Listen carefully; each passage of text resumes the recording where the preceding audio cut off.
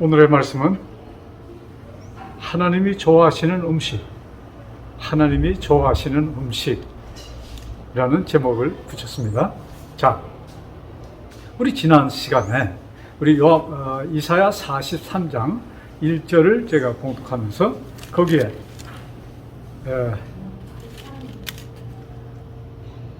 야곱아 너를 창조하신 하나님께서, 이스라엘아 너를 조성하신 하나님께서 이제 말씀하시느라 하면서 뭐예요? 두려워 말라. 내가 너를 구속하였고 너를 지명하여 불렀나니 너는 내 것이라 하는 말씀으로 끝이 맺었습니다. 자, 여기 야곱이라는 그 표현은 우리 한 사람 한 사람을 말씀하십니다. 우리 한 사람 한 사람을 만드셨다는 얘기, 그게 성경에 기록되어 있을까? 오늘 또 그것도 보면서 우리 좀 말씀을 이어갑시다. 우리 같은 이사야 43장에 보면은 25절입니다. 제가 봉독해 드릴게요. 나 곧 나는, 나 하나님, 이 말씀을 주신 하나님께서 나 곧 나는 나를 위하여 내 허물을, 나를 위하여, 하나님 나를 위하여 내 허물을 도말하는 자니 우리들의 죄를 당신을 위해서 없애주셨다는 얘기입니다. 그러면서 내가 내 죄를 다시 기억지 아니하리라. 자, 하나님께서는 우리들의 죄를 누굴 위하여? 당신을 위하여, 하나님 당신을 위하여 도말해 주셨다고 여기 이사야는 기록하고 있습니다. 자,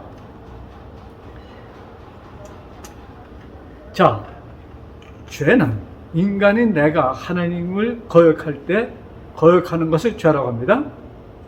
그래서 아브라함이 하나님을 떠난 것은 죄였고, 또 뭐예요? 그 떠났다는 것이 무엇으로 증거됐어요? 만나를 먹는 순간 하나님의 그 약속을, 모든 것을 제치고 누구의 말을 들은 거예요? 참 속이는 자, 사단의 말을 듣고 글로 넘어간 것입니다. 그것이 죄였어요. 그런데 우리가 하나님께 죄를 지었는데 하나님이 뭐예요? 그 죄를 도말하셨다, 이 말씀입니다. 자, 이거보다 더 우리들에게 자신을 주는 말씀이 있을까요? 내가 죄를 하나님께 졌는데 바로 그 하나님께서 뭐예요? 나의 죄를 도말하셨다고 여기는 분명히 기록하고 있습니다. 자, 그러니 우리의 죄가 없어졌다는 것에 대해서 어느 누구도 거기에는 의문을, 토를 달 수가 없는 것입니다. 자, 오늘 제목이 좀 흥미롭지요. 하나님께서 좋아하시는 음식이라고 제가 제목을 붙였는데, 자, 우리 레위기 3장에 보면은 참 거기에 대한 아주 그냥 명확한 답이 그 풀이가 되어 있습니다. 레위기 3장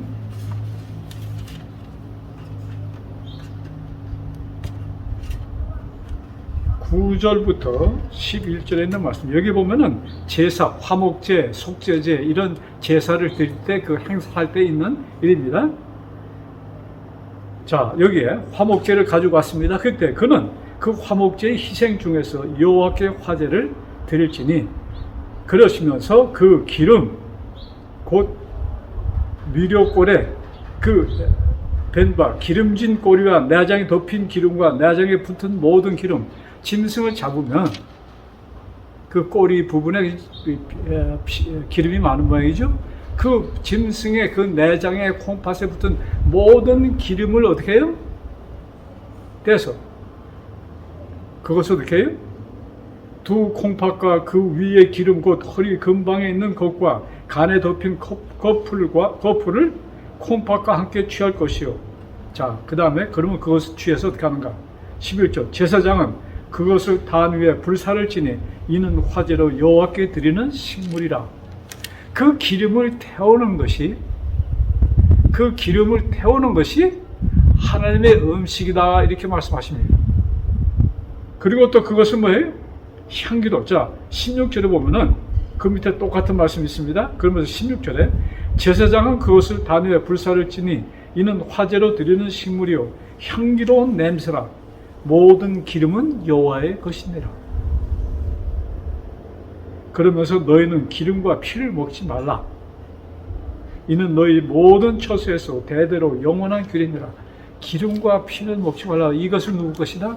이것은 내 것이다. 자, 여기에 하나님께서 왜 기름은 하나님이 좋아하시는 그것을 태울 때 그 냄새를 좋아하시고 그것이 당신의 식물이라고 말씀하셨는가? 우리 아시는 대로 기름은 무엇을 상징하는 게 죄입니다. 우리의 죄가 도말되는 것이 하나님께는 뭐예요? 즐거운 음식이라 이것입니다. 자,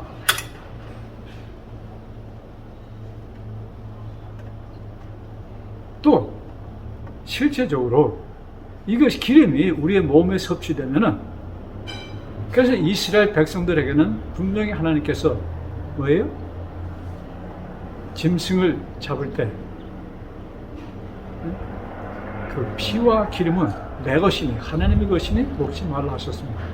그 당시 하나님께서 그 기름은 건강에 좋지 않으니 먹지 마라 이런 말씀하셨으면 그것이 그들이 좀 관심을 가졌을까요? 뭐 어렴풋이 이해는 했을지 모르겠지만 큰 관심이 없는 것입니다. 왜? 그 당시에는 의학 지식이 없잖아요. 그래서 하나님께서 보시고 그들을, 이스라엘 백성 하나님이 너무도 잘 아십니다. 그래서 이것은 하나님의 명령이야, 이것은 죄야 할 때 그들이 조금 들을까 말까 한 백성들이었습니다.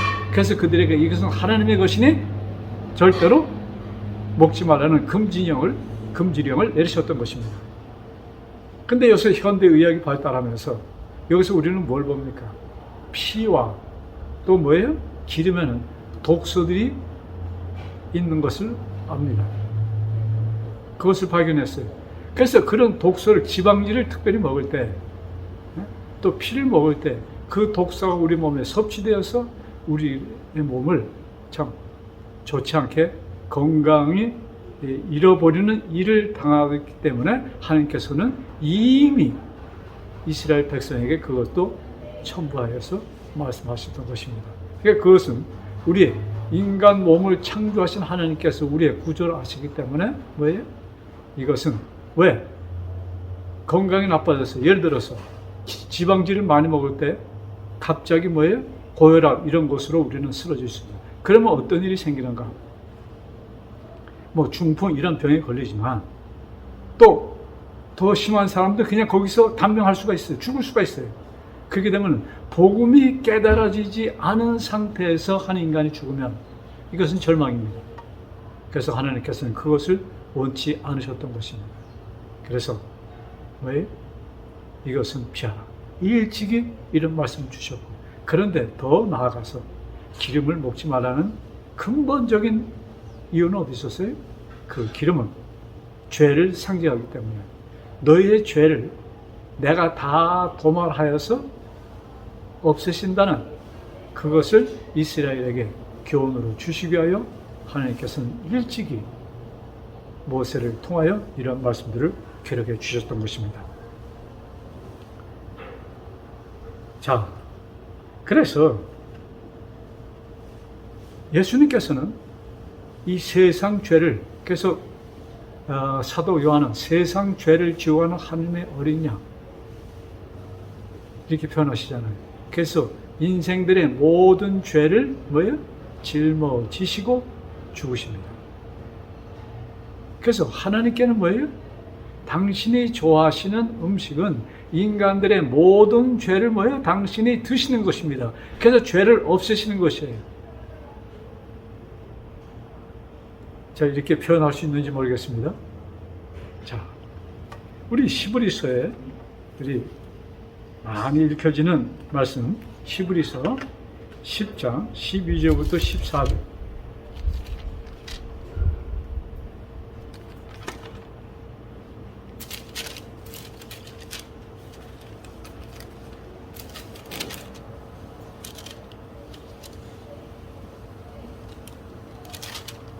자, 히브리서 10장 12절부터 14절에 있는 말씀입니다. 오직 그리스도는 죄를 위하여 한 영원한 제사를 드시고, 예수님께서 모든 인생들의 죄를 어떻게 해요? 당신의 것으로 당신이 다 드시고, 쉽게 얘기하면 다 죄를 드시고 뭐예요? 하나님 그리고 당신을 태우십니다. 당신이 십자가에서 운명하십니다. 그래서 죄가 도말되는 거예요. 그러시고 하나님 우편에 앉으셨다 이렇게 말씀하십니다. 자, 그 다음 13절. 그 후에 자기 원수들로 자기 발등상이 되게 하실 때까지 기다리시니 14절입니다. 저가 한 제물로 거룩하게 된 자들을 영원히 온전케 하셨느니라. 여러분, 한 사람을 온전케 하시려면 뭐가 도말돼야 돼요? 죄가 도말돼야 됩니다. 그리고 임시적으로 한 번 지은 죄만 도말되면 안 돼요. 뭐예요? 용서받은 것이 영원히 사라져야 되는 것입니다. 자, 그 다음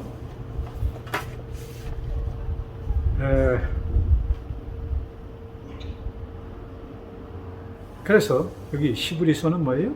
우리의 죄가 어떻게 누구를 통하여 도말된 것에 대해서 사도 바울은 분명히 기록하고 있습니다. 자, 우리 이사야로 다시 가서 이사야 44장에 아까 처음에는 우리 지난 시간과는 43장을 봤는데 오늘은 44장 1절과 2절입니다. 자, 비슷한 말씀이지만 여기 잘 들어보세요. 나의 종 야곱, 나의 택한 이스라엘아 이제 들으라. 우리 한 사람 한 사람을 부르시면서 이제 들어보아라 하십니다. 그러시면서 너를 지으며 너를 모태에서 조성하고 너를 도와줄 여호와가 말하노라. 그래서 우리를 태에서 만드셨다고 이 번역이 되어 있습니다.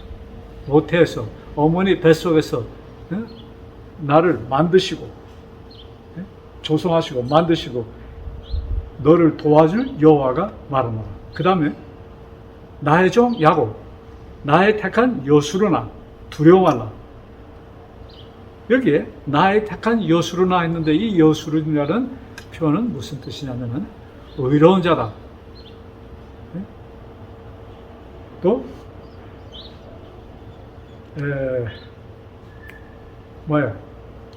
올바른 자다, 정직한 자다라고 부를 때 쓰는 말입니다. 그래서 이스라엘, 택한 이스라엘을 상징하면서 하나님께서 그들에게 준 고귀한 이름인 것입니다. 여러분, 그렇다고 이스라엘이 의롭게 살았습니까? 그렇지 않아요. 그러나 하나님은 그들을 의롭다고 인정해 주셨습니다. 이것이 중요한 것이에요.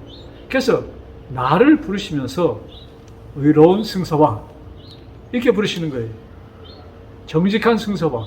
근데 제가 저를 보면은 제가 의롭습니까? 정직합니까? 아직 죄투성이에요. 그런데도 하나님께서 당신의 권위로 나를 부르실 때 어떻게?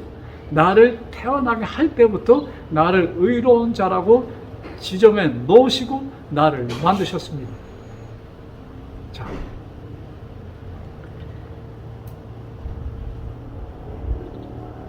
자, 이런 말씀을 할 때 우리들은 쉽게 우리 특별히 구약 성경 이런 말씀 읽을 때 이것은 이스라엘 백성에게 해당된 것이라고 우리가 이렇게만 생각할 수 있어요.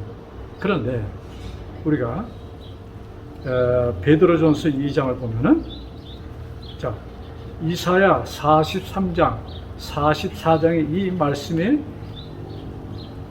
그것은 옛 언약 구약에 기록되어 있는 것이잖아요. 근데 베드로전서 2장, 베드로전서는 언제 기록된 것이에요?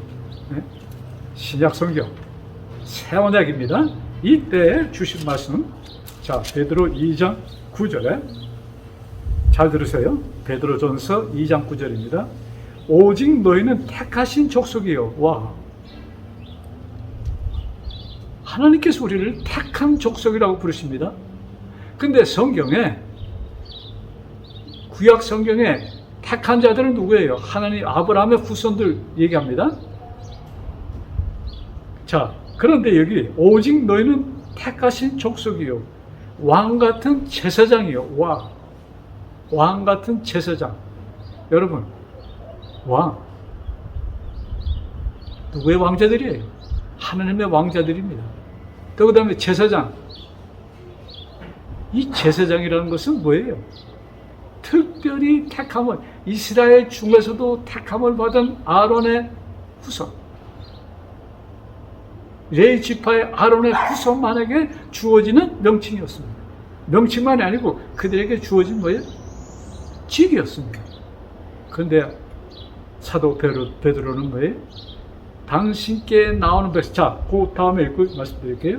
자, 그의 소유된 백성이니, 자, 왕 같은 제사장들이요, 거룩한 나라요. 그의 소유된 백성이니, 이는 너희를 어두운 데서 불러내요. 그의 기이한 빛에 들어가게 하신 자의 아름다운 덕을 선전하게 하려 하십니다.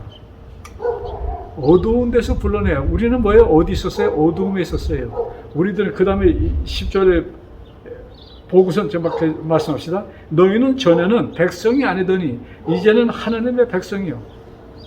너희는 전에는 백성이 아니었어요. 그러므로 너희는 어두운 하나님의 백성이 아니면 누구의 소유입니까? 우리는 마귀의 소유였다는 얘기입니다. 그런데 너희들을 거기서 불러내었어요. 당신의 권위로, 당신의 능력으로, 힘으로 우리 거기서 건져내시면서 뭐예요? 너는 택한 족속이요, 왕 같은 제사장들이요, 거룩한 나라요. 우리에게 주어진 명칭인 것입니다. 자, 그래서 여기 베드로는 이 글을 쓰면서 이방인이었던 나에게 뭐예요? 나를 아브라함의 후손과 같이 대주면서 뭐예요? 그것도 완전한 죄의 속죄함을 받은 거룩한 자로 우리를 인정해 주시면서 우리를 부르셨던 것입니다. 자, 그러면 여기 우리 아브라함의 후손에 대한 것이 후손이라고 말씀했잖아요. 그러면 여기 또 로마에서에 보면은 누구들이 아브라함의 후손인가 이것을 기록해 주셨습니다. 그래서 성경은 어느 누구도 뭐예요? 성경을 통하여 우리가 거룩한 자가 아니라는 것을 말할 수 없게 성경은 이미 다 기록해 주셨습니다. 로마서 4장 13절 14절입니다. 아브라함이나 그 후손에게 세상의 후사가 되리라고 하신 언약은 율법으로 말미암는 것이 아니요. 자, 아브라함을 우리들을 아브라함의 후손이라고 명칭한 것은 뭐예요? 율법으로 말미암는 것이 아니다. 오직 뭐예요? 오직 믿음의 의로 말미암는 것이다. 여기 이걸 보니까 우리가 더 확신이 생깁니다. 우리는 실제적으로 아브라함의 후손은 아닙니다. 우리는 노아의 후손은 될 수 있어요. 그러나 아브라함의 후손은 아닙니다. 그런데 성경의 기록들은 아브라함의 후손에게 뭐예요? 이 언약의 말씀 싹 주시잖아요. 그런데 느닷없이 뭐예요? 그 후 십자가 후에 이방인들에게 뭐예요? 이 언약이 주어졌다는 것을 발표하시면서 쓰신 글들입니다. 그래서 왜? 율법으로 말미암는 것이 아니요 오직 믿음의 의로 말미암는 것이니, 만일 율법에 속한 자들이 후사이면 믿음은 헛것이 되고 약속은 폐허질 것입니다. 그래서 우리는 무엇을 해요? 믿음으로 우리가 아브라함의 후손, 즉 택함을 받은 자라는 것을 여기 말씀합니다. 자, 그러면서 16절에 그러므로 후사가 되는 이것이 은혜에 속하지 아니하며, 제가 베드로 로마서 4장 16절입니다. 그러므로 후사가 되는 이것이 은혜에 속하기 위하여 믿음으로 되나니 이는 그 약속을 그 모든 후손에게 굳게 하려 하심이라. 율법에 속한 자들에게뿐 아니라, 자, 율법에 속한 자들, 이스라엘 백성뿐 아니라 아브라함의 믿음에 속한 자이거더니, 아브라함은 하나님 앞에서 우리 모든 사람의 조상이라. 자, 아브라함이 뭐예요? 믿음으로, 그는 혈통으로 이스라엘의 조상이 되지만 이제 아브라함의 믿음의 생활, 그 믿음으로 뭐예요? 우리가 믿음으로 아브라함이 하나님을 믿은 것처럼 또 우리가 믿음으로 뭐예요? 아브라함과 직접 연결이 된다 이 말씀입니다. 자, 그 다음 17절 봅니다. 자, 요 말씀은 좀 17절부터 22절은 제가 봉독해 드리는 것이 참 좋겠어요. 자, 읽어드릴게요. 기록된 바 내가 너를 많은 민족의 조상으로 세웠다 하신 것 같으니 그의 믿은 바 하나님은 죽은 자를 살리시며 없는 것을 있는 것 같이 부르시는 이시니라. 아브라함이 무엇을 믿었는가? 죽은 자를 살리시며 있는 것을 뭐예요? 없는 것이 있는 것 같이, 즉 부활의 하나님, 창조의 하나님이 되심을 믿었다는 얘기입니다. 아브라함이 바랄 수 없는 중에 바라고 있었으니 이는 내 후손이 이 같으라 하신 말씀대로 많은 민족이 조상이 되게 하려 하심을 인함이라. 그가 백사나 되어 자기 몸에 죽은 것 같음과 사라의 태에 죽은 것 같음을 알고도 믿음이 약해지지 아니하고 믿음이 없이 하나님의 약속을 의심치 않고 믿음에 견고하여져서 하나님께 영광을 돌리며 약속하신 그것을 또한 능히 이루실 줄을 확신하였으니 그러므로 이것을 저에게 의로 여기셨느니라. 잘 아시는 대로 아브라함이 나이가 들었습니다. 특별히 그의 부인 사라는 90세. 아브라함이 99세, 사라가 89세에 나타나셔서 다시 그에게 아들이 있다는 것을 말씀하십니다. 자, 그때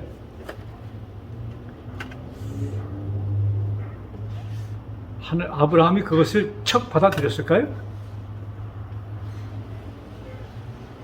사실 아브라함이 쉽게 믿은 것은 아닙니다. 자, 그러면 그 말씀을 우리 좀 창세기에 있는 기록을 보면서 좀 말씀합시다. 창세기 17장에 기록되어 있습니다.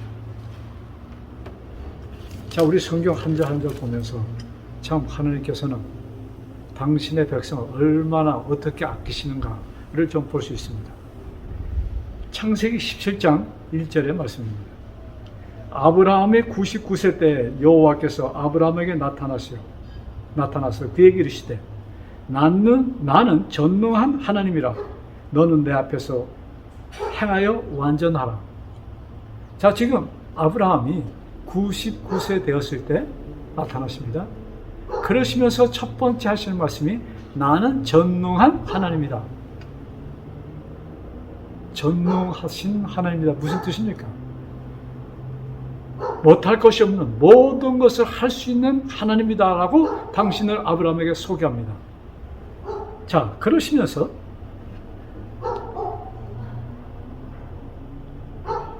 아브라함이 하나님과 대하면서 땅에 엎드립니다. 그때 하나님께서 너는 열국의 아비가 될 것이다 이렇게 얘기합니다. 자, 그때 그러시면서 그 하나님께서 이제 하신 약속, 언약입니다. 하나님께서 아브라함에게 뭐예요? 약속하십니다. 너는 열국의 아비가 될 것이다. 그러면 자녀가 있어야 되잖아요. 네, 이때는 이미 이스마엘이 13살 되었을 때입니다. 이스마엘, 그 첩의 아들, 하갈의 아들 이스마엘이 있었습니다. 자, 근데 하나님께서 너는 열국의 아비가 될 것이다 했을 때 아브라함은 무엇을 들었을까요? 나의 아들 뭐예요? 비록 사라의 몸에서 태어나지 않았지만 이스마엘이 있으니까 아마 그렇게 생각했던 모양입니다. 성경에 보면 그렇게 나와 있어요. 자, 그러시면서 그날 무슨 일을 하는가? 할례식을 합니다. 아브라함도 나를 믿지 않잖아. 그렇게는 말씀 안 하셨습니다. 그러나 하나님은 아브라함이 뭐예요? 몸에 확실히 이것을 믿으라 하는 그것을 몸에 새겨주십니다. 그래서 시작된 것이 할례식인 것입니다. 그래서 이스라엘의 너의 후로 이제 누구든지 태어나면 8일 만에 할례식을 할 것을 여기 말씀하십니다. 그래서 모든 남자의 8일째 되는 날 양피를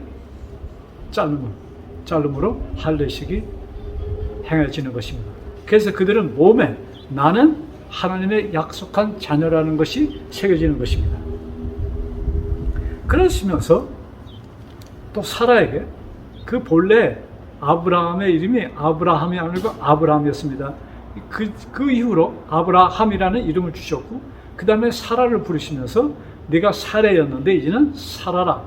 그러시면서 무슨 말씀하시냐면 열국의 어미가 될 것이다. 그 무슨 얘기입니까? 사라야, 내가 이제 아기를 낳을 것이라는 말씀 아니에요? 자, 그 얘기를 아브라함은 엎드려서 듣습니다. 자, 아브라함의 태도가 어땠을까요? 자, 17절. 아브라함이 엎드려 웃으며 심중에 이르되 100세 된 사람이 어찌 자식을 낳을까? 사라는 90세니 어찌 생산하리요 하고, 아브라함이 이에 하나님께 고하되 속으로 웃으면서 그 다음에 하나님께 이렇게 이야기합니다. 이스마엘이나 하나님 앞에 잘 살기를 원합니다. 그게 무슨 얘기예요? 하나님, 이제 나이가 들었고 이제 경수도 이제 다 끝났습니다. 더 이상 생산할 수가 없습니다. 그러니 이스마엘이나 잘 키워주시면 감사하겠습니다 하고 얘기를 합니다. 자, 왜 하나님께서는 1절에 나는 전능한 하나님이라고 말씀하셨겠습니까? 인간으로는 이룰 수 없는 것이지만 하나님은 나는 할 수 있다는 것을 말씀하신 것입니다. 그러나 아브라함은 그때까지 그것을 깨닫지 못했습니다. 그래서 하나님께서 그런 말씀 축복을 하셨을 때, 축복의 말씀하실 때 뭐예요? 속으로 웃었어요. 하나님도 참 답답하시지. 사라가 어떻게 아기를 더 낳습니까? 나도 나이가 들었습니다. 이 얘기예요. 그러면서 이스마엘이나 좀 잘 봐주세요. 그때 하나님께서 뭐예요? 그를 나무라지 않으시고 내가 아들을 낳을 텐데, 너와 사라를 통해서 아들을 낳을 텐데 그 이름을 이삭이라 하라고 말씀하십니다. 자, 하나님께서는 뭐예요? 인간의 눈으로 볼 때 불가능한 것을 때까지 기다리셨던 것입니다. 사람은 하나님께서 불가능한 것을 하실 때도 믿지 않는데, 그렇지 않으면 이삭이 약속의 자녀라는 것을 어떻게 사람들이 쉽게 받아들일 수 있겠습니까? 그래서 더 이상 아기를 생산할 수 없는 그 처지에 갔을 때까지 하나님께서 뭐예요? 기다렸던 것입니다. 자, 이 맥락에서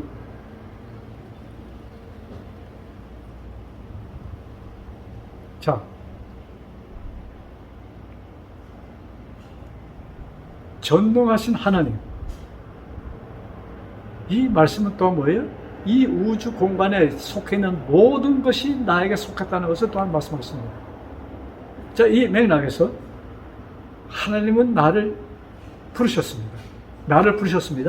여러분 한 사람 한 사람을 부르셨습니다. 그러시면서 하시는 말씀이에요. 너는 완전한 자다. 이렇게 말씀하신 거예요. 완전한 자가 될 것이다가 아니고 너는 완전한 자다.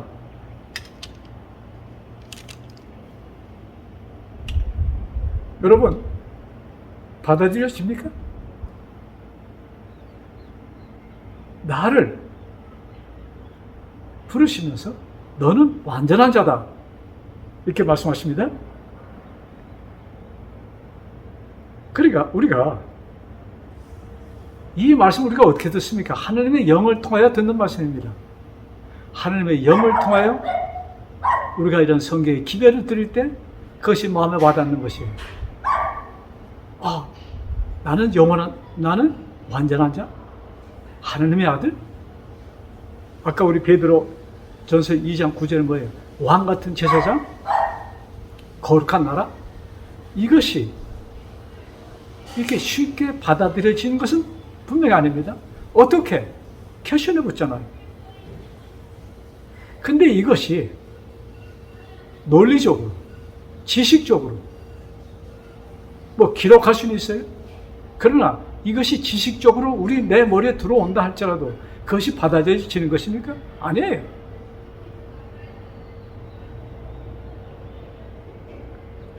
우리가 이런 말씀을 들을 때 두 가지 선택입니다. 그것을 받아들이는 것과 거부하는 것 두 가지입니다.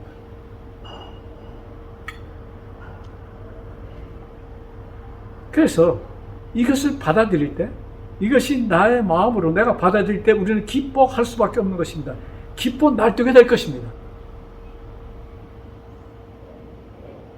여러분, 우리 모든 인생들은 이 땅에 사는 동안 잘 살라고, 잘 사는 게 무엇입니까? 잘 사는 것이 무엇입니까? 물어보면 사람들이 뭐라고 대답합니까? 요사이 뭐 코로나로 이런 문제가 있으니까 사람이 늙어 죽을 때까지 건강하게. 그렇죠? 무슨 뭐 복합 뭐 치아도 이 복이고 뭐 오래 사는 것도 복이고 뭐 이런 복 저런 복 다 얘기하는데 사람이 뭐예요?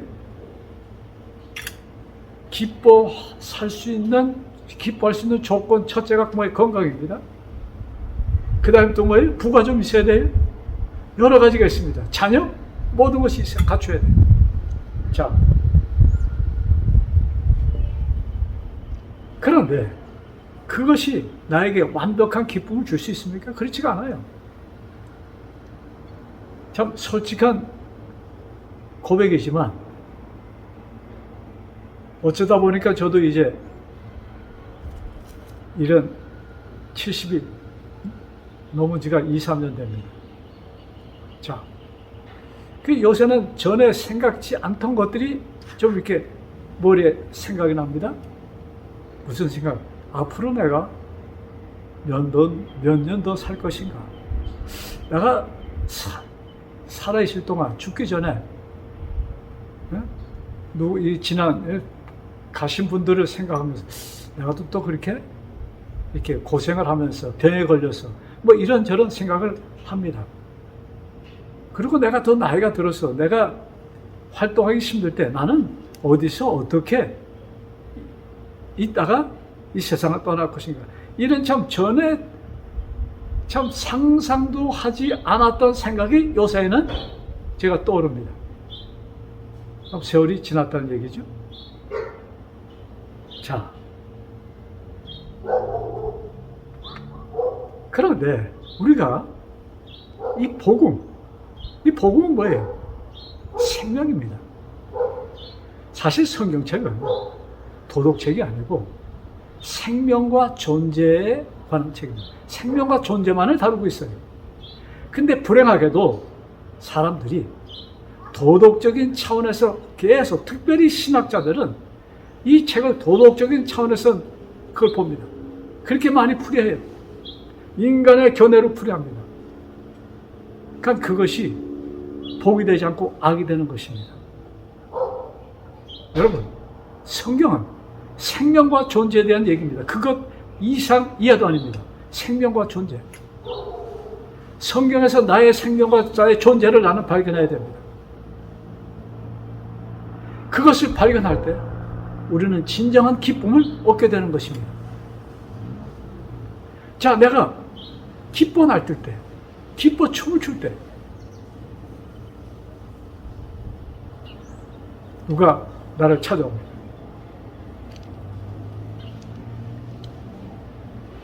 왜? 기쁨에 뛰고 있는, 즐거워하고 있는 나를 삼키고자 찾아오는 자가 있어요. 제가 이런 표현을 써도 되는지 아주 점잖게 한 손에는 성경책을 들고 부드러운 음성으로 내 의가 드러나야 돼. 내가 의로운 자로 살아야 돼. 내가 의로운 자로 살기 위해서는 계명들을 지켜야 돼. 내가 의로워져야 돼. 그럴듯한 호소같이 들려오는 것입니다. 그러면서 왜? 내가 율법을 완전히 지킬 때, 그때 너는 비로소 의로운 자가 되는 것이야. 자, 우리 성경 마태복음 5장 8절에 굉장히 충격적인 말씀이 기록되어 있습니다. 5장 8절에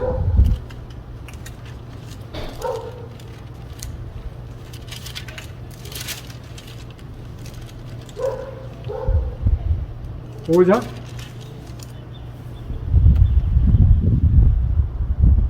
5장 48절입니다.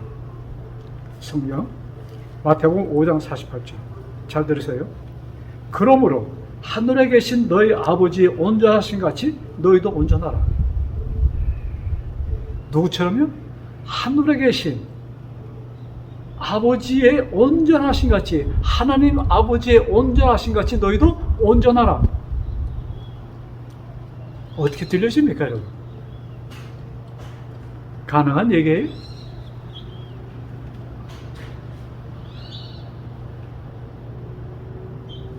가면 갈수록 태산입니다. 와, 이것은 불가능한 것이야. 그런데 우리를 삼키고자 하는 자는 어떻게 해요? 부드럽게 내가 율법을 지키되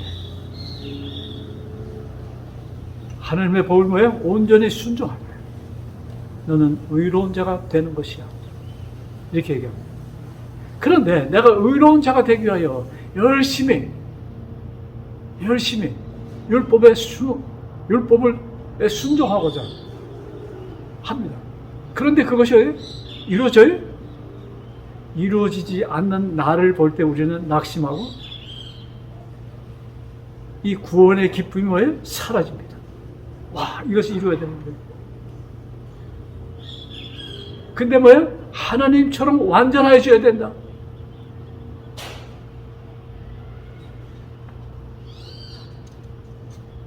그래서 우리는 뭐예요? 신앙생활을 하다가 이렇게 말씀을 보다가 우리는 낙담할 수 있는 상황에 처하게 되는 것입니다. 그래서 신앙의 기쁨이 없어지는 거예요. 하긴 해야 되는데 그것이 안 돼요. 그때 우리는 낙심하고 괴로운 것입니다. 이때에 우리가 할 수 있는 것이 있다면 딱 한 가지뿐이 없는 것입니다. 이때 우리는 어떻게 해야 돼요? 누군가를 찾아가야 됩니다. 누굴 찾아가면 될까요? 이 말씀을 주신 하나님을 찾아가야 되는 것입니다. 내가 이룰 수 없는 그 일을 하라고 하신 그 하나님께 찾아가는 것입니다. 로마서 4장입니다.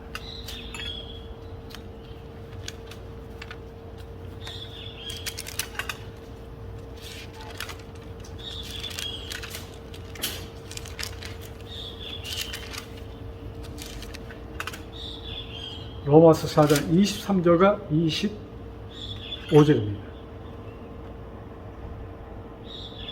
자, 로마서에 특별히 우리를 의롭다 이렇게 말씀하시잖아요. 그것을 지금 사도 바울은 설명하는 것입니다. 저에게 의로 여기셨다 기록된 것은 아브라함만 위한 것이 아니요 의로 여기심을 받을 우리도 위함이니. 의로 뭐예요? 여기심을 받을 우리도. 여기 지금 로마인들은 누구? 이방인들입니다. 우리입니다. 곧 예수 우리 주를 죽은 자 가운데서 살리신 이를 믿는 자니라. 예수님을 부활시킨 그 하나님을 믿는 자라고 말씀합니다. 자, 예수는 우리의 범죄함을 위하여 내어줌이 되고, 예수는 우리의 범죄함을, 우리의 죄를 위하여 내어줌이 되고, 또한 우리를 의롭다 하심을 위하여 살아나셨느니라. 즉 이것을 다시 설명드리면, 예수님은 나의 죄를 다 드시고 죽으셨습니다. 그러시고 부활하실 때 뭐예요? 의인으로 태어나신 것입니다. 의로 태어나신 거예요. 자, 아까 레위기 3장에 뭐예요? 짐승을 잡을 때 화목제, 속죄제 드릴 때 그 모든 짐승의 기름을 어떻게 하라고 했어요? 내장에 있는 기름, 콩팥에 있는 모든 것을 기름은 전부 다 모아다가 불태워라. 이것은 나의 식물이라고 말씀하십니다. 무엇을 뜻하는 거예요? 예수님께서 이 세상에 오셔서 인생들의 모든 죄를 뭐예요? 다 다 모든 인생들의 죄를 다 드시고 죽으십니다. 그 십자가에 죽으십니다. 그러시고 죽으신 그 예수님은 하나님께서 부활시키십니다. 여기 말씀 있잖아요. 자, 의로 여기심을 받은 우리도 위함이니 곧 예수 우리 주를 죽은 자 가운데서 살리신 이를 믿는 자니라. 즉 아버지 하나님을 믿는 자들. 그래서 예수님께서 나 보내신 이를 믿는 자라고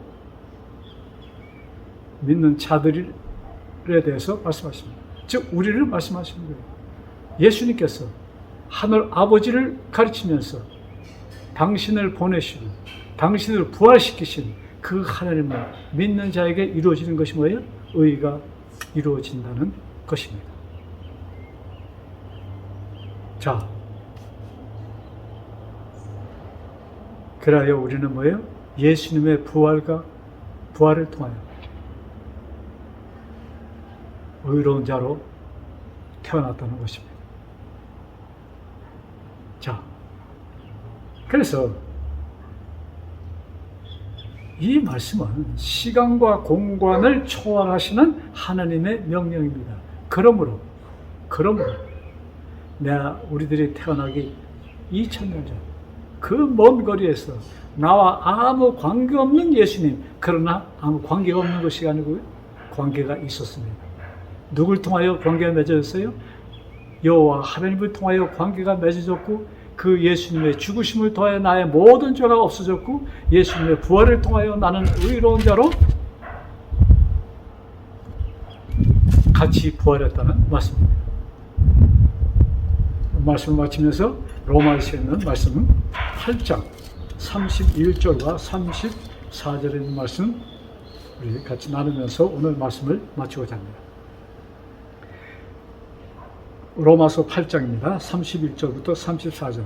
그런즉 이 일에 대하여 우리가 무슨 말하리요? 만일 하나님이 우리를 위하시면 누가 우리를 대적하리요? 즉 하나님께서 나를 의라고 인정하셨으면 누가 거기에 대해서 반대 소리를 할 수 있냐 이것입니다. 자기 아들을 아끼지 아니하시고 우리 모든 사람을 위하여 내어주시니가 어찌 그 아들과 함께 모든 것을 우리에게 은사로 주지 아니하시겠느냐. 누가 능히 하나님이 택하신 자들을 송사하리요? 의롭다 하신 이는 하나님이시니. 우리를 누가 의롭다 하셨어요? 하나님께서 나를 의롭다 하셨습니다. 그러시면서 누가 정죄하려? 죽으실 뿐 아니라 다시 살아나신 이는 그리스도 예수시니 그는 하나님 우편에 계신 자여 우리를 위하여 간구하시는 자시니라. 누가 우리를 정죄하려? 이 땅에 존재하는, 이 땅만이 아니고 우주에 존재하는 누구나 할지라도 나를 뭐예요? 정죄할 자는 아무도 없다는 것을 여기 예수님께서 말씀하시는 것입니다. 누가 나를 정죄하려? 많은 사람들은 정죄할 수 있어요. 아, 그 사람 이렇고 저렇고. 그러나 그것은 뭐예요? 다 필요 없는 것입니다. 생명의 원천 되시는 하나님께서 나를 향하여 뭐예요? 너는 깨끗한 자다. 왕같이 뭐예요? 아까 베드로전서 2장 9절 왕같은 제사장이요 거룩한 나라요. 우리 이 말씀을 듣는 모든 분들은 하나님께서 명하신 이 말씀을 받아들이면 하나님 앞에 왕같은 제사장이요 거룩한 나라임을 확인하면서 기뻐 사시기를 간절히 바라면서 오늘의 말씀을 마치겠습니다. 기도드리겠습니다. 하늘에 계신 아버지, 오늘은 사도 베드로를 통하여 우리 한 사람 한 사람에게 왕같은 제사장이라 명하여 주셨사오니 감사합니다. 2000년 전에 명하신 그 말씀, 시간과 공간을 초월하시는 하나님의 의하여 우리들에게 임하여 주셔서 이 말씀을 상기시켜 주시니 진심으로 감사합니다. 아버지, 내 주변 환경에 어떠한 일이 있다 할지라도 아무리 험한 것이 내 주변을 싸고 있을지라도 나는 분명하게 왕같은 제사장이요 거룩한 나라임을 선포하며 다음 대에 사는 참 거룩한 삶을 이루는 우리 한 사람 한 사람 되게 축복하여 주옵소서. 아버지, 이 말씀을 듣는 한 사람 한 사람 심령에 성령 하나님 말씀하여 주셔서 이 확신을 자기의 것으로 삼게 축복하여 주옵소서. 이 모든 말씀, 우리를 사망에서 생명으로 옮겨주신 주 예수 그리스도 받아 간절히 기도드렸사옵나이다.